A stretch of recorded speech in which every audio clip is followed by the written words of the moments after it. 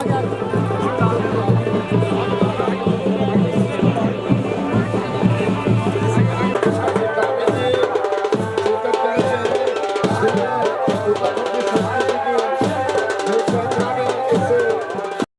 टीमों से आप लाइनअप हो जाए क्योंकि आपका परिचय होना है। और तुरंत इसके बाद जो कि हमारी समस्त महिला है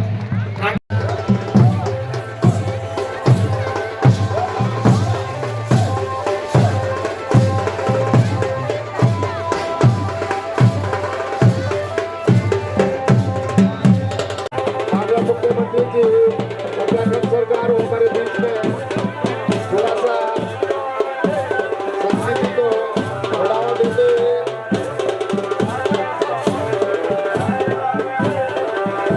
बहुत ही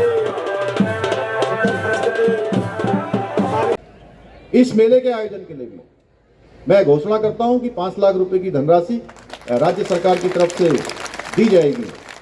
भाइयों बहनों, हमारी सरकार जनजातीय क्षेत्र को पिछड़े वर्ग के कल्याण के लिए शिक्षा के क्षेत्र में आर्थिक रूप से, सामाजिक रूप से उनको मजबूत करने के साथ साथ अनेक जो बुनियादी ढांचे हैं उनके विकास कार्यों को भी तेजी से आगे बढ़ा रही है। अगर मैं आपके पुरोला विधानसभा की बात करूं तो पुरोला विधानसभा उत्तराखंड का ऐसा विधानसभा क्षेत्र है जहां मुझे लगता है कि सबसे ज्यादा मुख्यमंत्री घोषणा अगर किसी क्षेत्र में हुई है तो पुरोला विधानसभा में हुई है। अब जब ये घोषणा की बात करते हैं तो मैं इनसे कहता हूं पहले पुरानी वाली घोषणाएं सब पूरी करवाइए। इतनी सारी घोषणाएं इन्होंने करवा ली है यहाँ पर। और ये विधायक जी जब भी आते हैं, जब ये विधायक जी जब आप लोग सोचते होंगे कि ये कहाँ चले गए 1-2 दिन यहाँ नहीं दिख रहे हैं, तो ये 1-2 दिन कहीं नहीं दिखते। ये इतने सारे पत्र लिख कर लेके आते हैं मेरे पास और घूमते रहते हैं सचिवालय में, यहाँ से वहाँ से यहाँ, और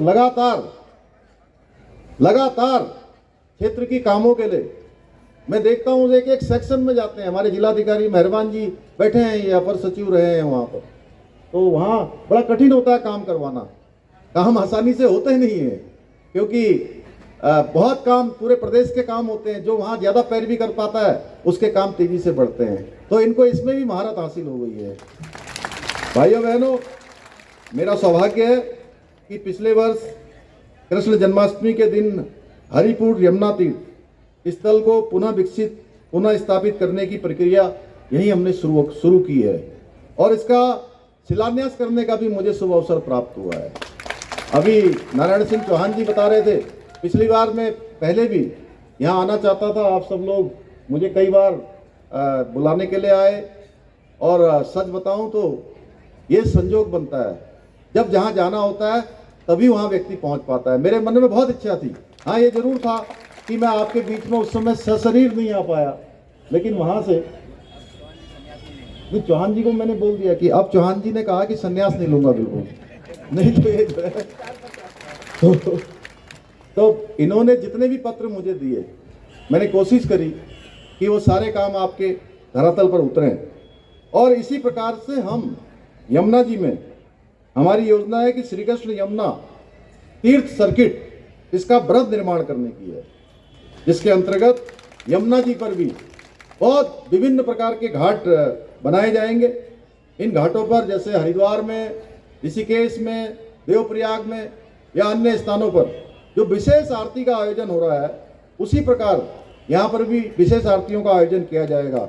इससे पूरे क्षेत्र का जहाँ समुचित विकास होगा, उसके साथ साथ यहाँ पर्यटन की संभावनाएं भी बढ़ेंगी। लोग हमारे तीर्थयात्री आएंगे, श्रद्धालु आएंगे, पर्यटक आएंगे और हमारे इस पूरे क्षेत्र का जो ये मनोरम दृश्य है, इस दृश्य को देखेंगे, आएंगे, हमारे होम स्टे बढ़ेंगे, यहाँ के कारोबार बढ़ेंगे, होटल वालों के होटल अच्छे चलेंगे, अच्छा व्यवसाय हमारा आगे बढ़ेगा। मैं आज विकास बूढ़ी दिवाली भगवान के इस अवसर पर मैं सभी को बहुत शुभकामनाएं देता हूँ, बहुत बधाई देता हूँ कि भगवान श्री राम की सबसे कृपा हो, हमारा राज्य आगे बढ़े। और विशेषकर आज यमुना घाटी क्रीड़ा एवं सांस्कृतिक विकास समारोह जो हमारा ये चल रहा है यहाँ पर, क्योंकि अनेक प्रकार के सांस्कृतिक आयोजन भी हैं, खेल के आयोजन भी हैं। ये इस प्रकार के समारोह, इस प्रकार के आयोजन हमारे सीमांत क्षेत्रों के बहुत दूरस्थ क्षेत्रों में और छोटे स्थानों से भी अनेक बड़ी प्रतिभाओं को जन्म देते हैं, उनको एक मंच प्रदान करते हैं, उनके खेलों के क्षेत्र में उनका विकास होता है, उनके व्यक्तित्व का विकास होता है। इसलिए इस प्रकार के आयोजनों को हमारी सरकार भी प्राथमिकता के साथ बढ़ावा दे रही है और इन आयोजनों को हर प्रकार से प्रोत्साहन कर रहे हैं। इस वर्ष हमारे राष्ट्रीय खेल भी राज्य के अंदर आयोजित होने वाले हैं, जो हमारे राज्य के खिलाड़ियों के लिए, यहाँ की खेल प्रतिभाओं के लिए एक बड़ा अवसर होगा। मैं सभी को अपनी तरफ से बहुत शुभकामनाएं देता हूँ।